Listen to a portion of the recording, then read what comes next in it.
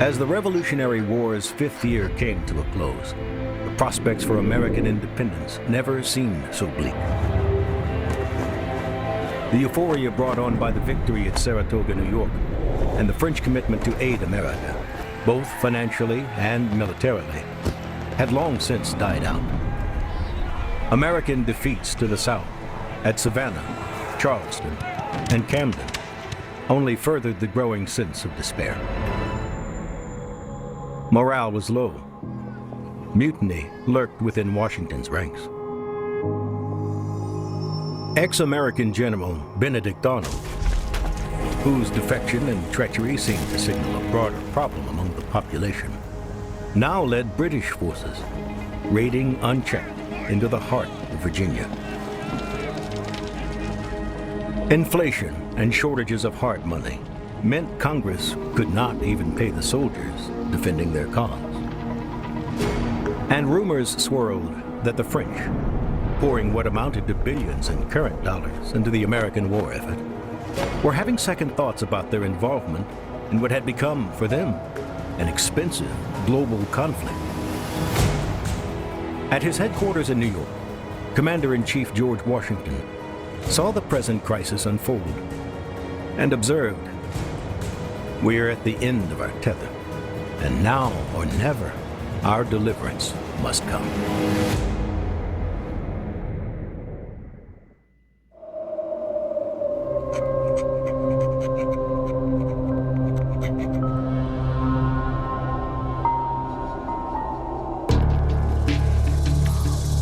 The long streak of British victories would end as they continued their advance into the Carolinas. A recently formed American army under Nathanael Greene harassed Lord Charles Cornwallis's troops as they marched endlessly through the rough Carolina backcountry. The British were stung with losses at Kings Mountain and Cowpens, coupled with devastating casualties suffered at Guilford Courthouse. Tired of the inconclusive fighting in the Carolinas, Cornwallis made the fateful decision to march his army north to Virginia. It is here, in the home colony of Washington, Thomas Jefferson, and Patrick Henry, that Cornwallis hopes to not only stop the flow of supplies into the Deep South, but to also make Virginia the seat of war, even at the expense of British control of New York. General Sir Henry Clinton, Cornwallis's superior in New York, is angered by the move into Virginia. Not only is it a blatant disregard of orders, it risks wiping away the hard-fought British gains in the Carolinas. Plus, with the news of the French fleet's operation in American waters, Clinton is no longer certain that he can safeguard Cornwallis's position in Virginia or transport him safely elsewhere. Despite these doubts over his strategy, Clinton sends reinforcements south to his aid. By May 1781, Cornwallis unites the British forces at Petersburg, 7,200 strong.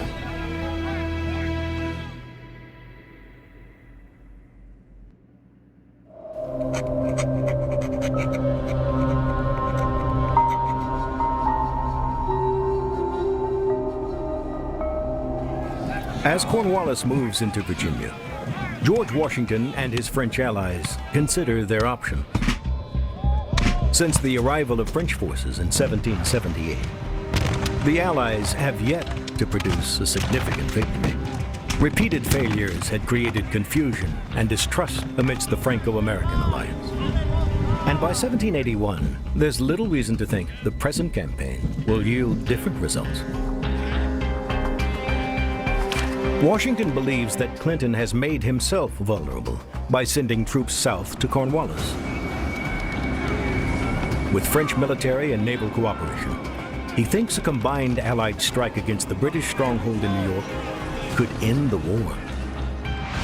But the Comte de Rochambeau, commander of the French forces, doesn't agree. Though a more experienced officer than Washington, Rochambeau has orders to obey the American general's chosen strategy. At a strategic conference with Washington in Connecticut, Rochambeau makes the case that New York is too difficult a position to attack. Both commanders are aware of a large French fleet sailing in the West Indies, and that it's available to operate off the American coast before returning to France. Washington wants it to sail to New York. Rochambeau has another idea. In the waning moments of their conference, the French commander secures a vital concession from Washington, who agrees to move his army elsewhere, provided that the French fleet arrives upon the coast. But what Washington doesn't know is that Rochambeau has already written the fleet's commander, Admiral François-Joseph Paul, Comte de Grasse, with a strong directive for him to sail not to New York, but toward Cornwallis in Virginia, to the Chesapeake Bay. It's a move that will reap significant Allied advantages in the months to come. Meanwhile, Washington's plans for an attack on New York remain frustrated. Much-needed men and supplies for the attack have failed to materialize. Amidst the ongoing stalemate, Washington learns on August 14th that de Grasse's French fleet has been directed to the waters off Virginia. He confides to his diary that matters have now come to a crisis. Stay the course with the attack on New York, or gamble all on this new opportunity in Virginia. He faces a crucial strategic choice that must be made quickly.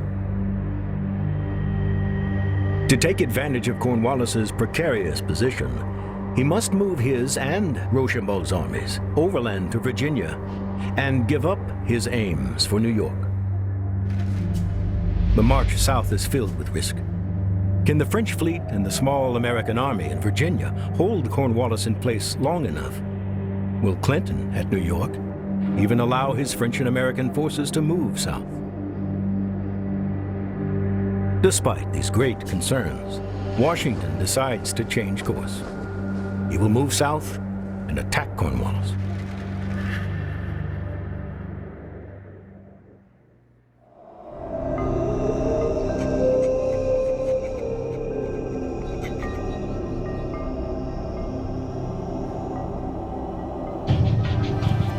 Since his arrival in Petersburg, Virginia on May 20th, General Cornwallis's combined army of 7,200 men had been unable to bring the Marquis de Lafayette's wily American force to decisive battle.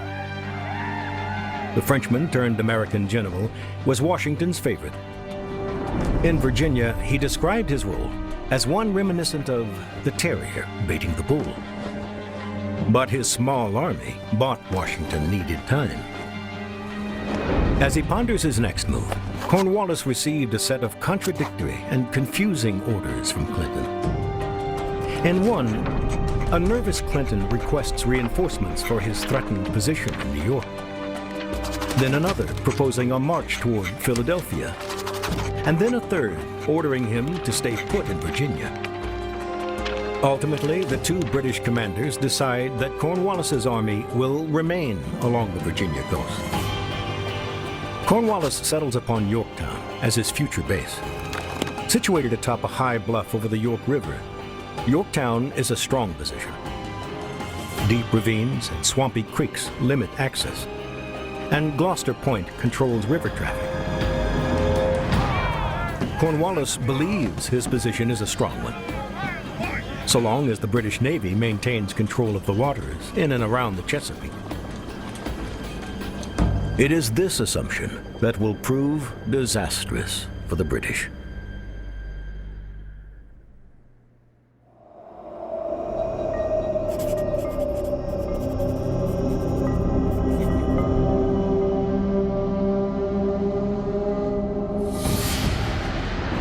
Armed with Rochambeau's directive, de Grasse sails north from French-controlled bases in the Caribbean on August 15th.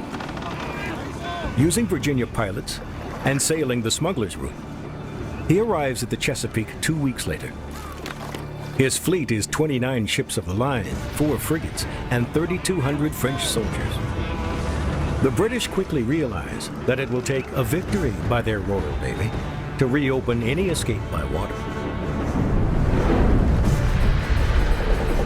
Sailing south from New York, British Admiral Thomas Graves and a fleet of 19 ships of the line arrive on September 5th to find the larger French fleet blocking the entrance to the Great Bay. By 4 p.m., the two lines begin to exchange blistering cannon broadsides at a range more suited for pistols. A change in the wind direction forces Graves to stand off. With the sun beginning to set and damage to his fleet mounting rapidly, Graves makes the fateful decision to disengage. Though inconclusive tactically, the Battle of Virginia Capes was the first major naval defeat of the British by the French since 1690. Graves' retreat to New York leaves control of the Chesapeake and Cornwallis's escape route firmly in the hands of de Grasse's French fleet.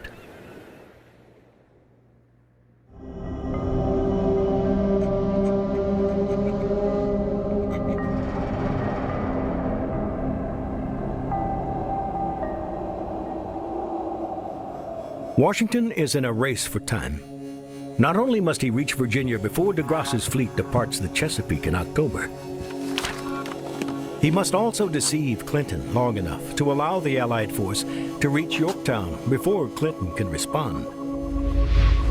As the American and French armies prepare to march away from New York, Washington sets in motion a plan of deception. False papers ordering an attack on New York are purposely lost so the British can find them. Fake camps, complete with telltale bakeries, are produced within view of Clinton. Washington's ruse works. As he moves south, Clinton waits for an attack that never comes. Despite the hot sun, endless marching, hopes of a decisive action grow within the Allied ranks.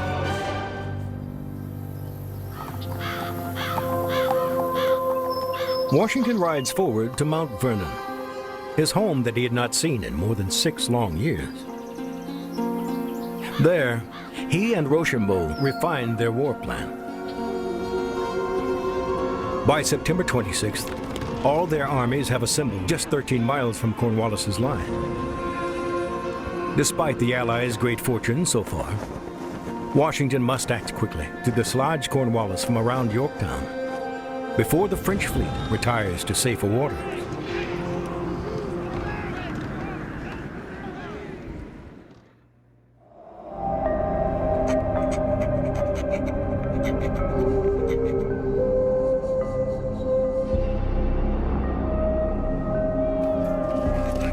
The British are well dug in, with earthen redoubts protected by sharpened poles called phrases, and palisades to protect the defenders.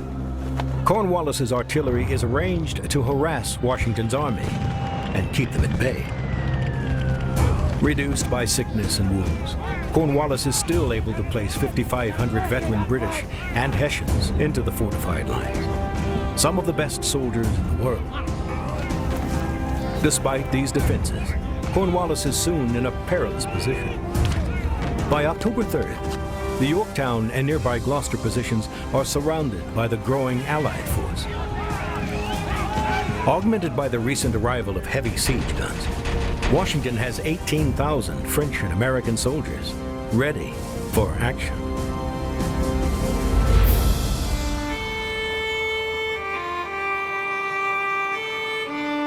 Relying on Rochambeau's experience in classic siege warfare, Washington orders the Yorktown operation to commence.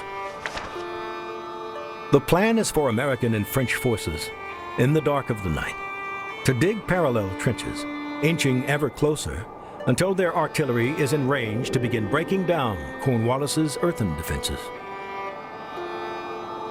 The siege and victory, claims Rochambeau, is now reducible to calculation.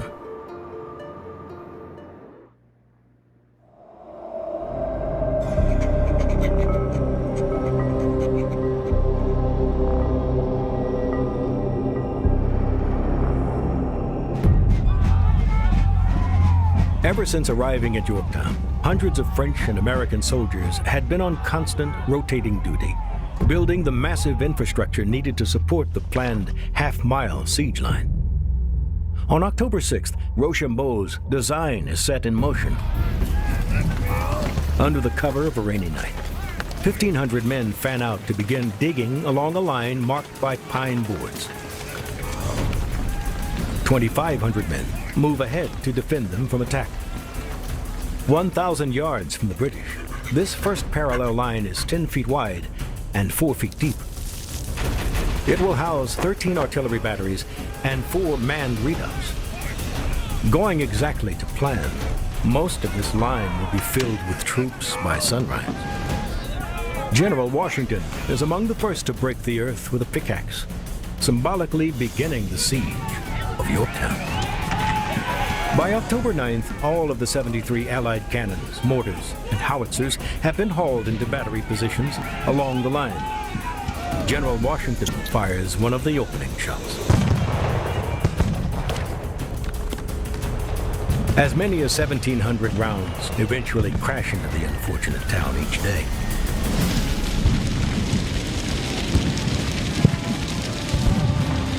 Those citizens who remain are forced to seek shelter along the river's edge. Even Cornwallis, who had been occupying the home of former Virginia Governor Thomas Nelson, shelters in an underground bunker.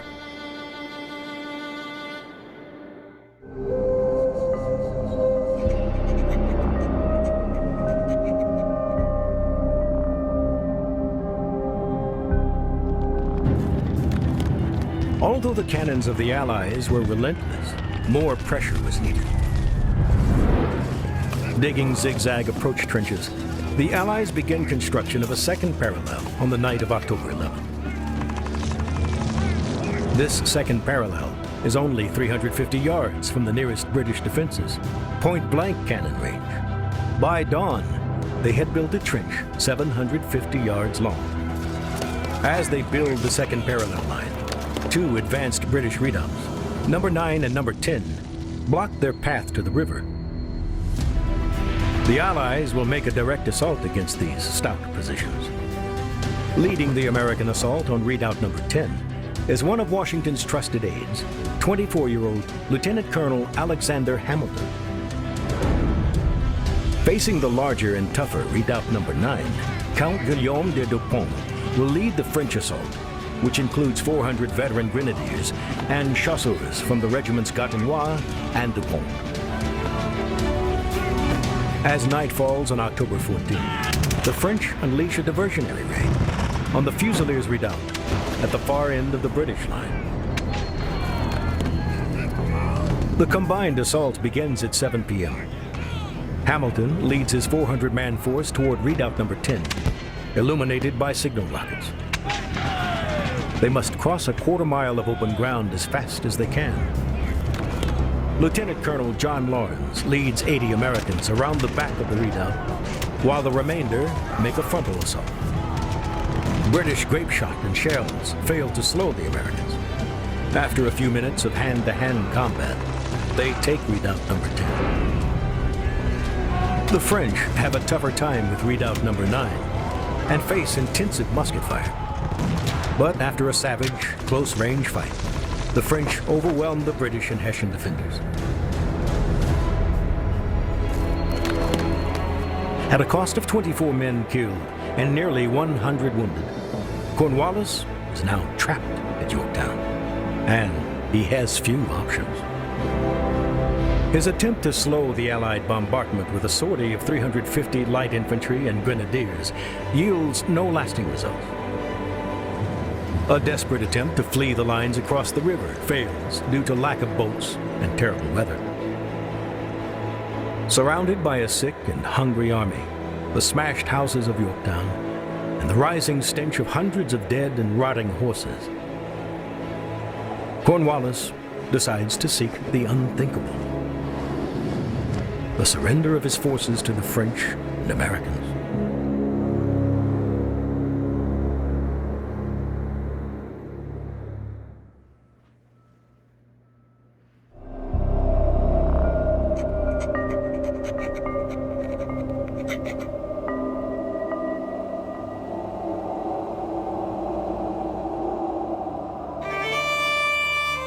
Cornwallis seeks honorable terms, which Washington rejects. He will give the British the same treatment they gave the Americans a year earlier at Charleston. colors surrendered, and Cornwallis's men, prisoners. The British commander has no choice but to accept or face further bloodshed. At 2 p.m. on October 19, 1781, the British march from the ruined remains of Yorktown. They stack their weapons and surrender their flags. Lord Cornwallis claims illness, leaving the formal surrender to Brigadier General Charles O'Hara. O'Hara attempts to surrender to Rochambeau, who directs him to General Washington. Washington, in turn, has O'Hara surrender to his second-in-command, General Benjamin Lincoln, who had been forced to ignobly surrender a year before at Charleston. With Cornwallis's sick and wounded, more than 8,000 prisoners are counted at Yorktown, along with over 200 cannon, 8,000 muskets, and 2,000 swords. The British suffer 556 killed, wounded, or missing. The Allies, 389, nearly two-thirds of which were French. That evening, Washington notifies Congress, writing simply that a reduction of the British Army under the command of Lord Cornwallis is most happily effected. The evening of October 22nd, they issue a decree for a day and a night of celebration.